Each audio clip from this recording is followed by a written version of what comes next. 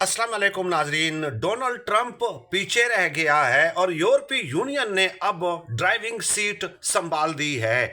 आपको मालूम है कि तहरीक इंसाफ के 25 कारकुनान को मिलिट्री कोर्ट से सजाएं सुनाई गई और ये सजाएं 2 साल से लेकर 10 साल के दरमियान थी।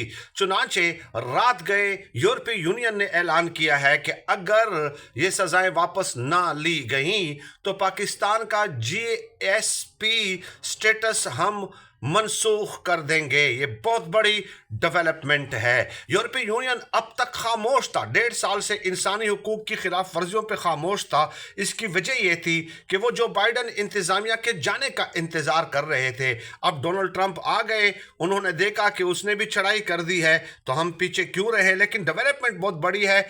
इसके मईशत पे क्या असरात होंगे ये मैं आने वाले विलास में इंशाल्लाह आपको ज़रूर बताऊंगा।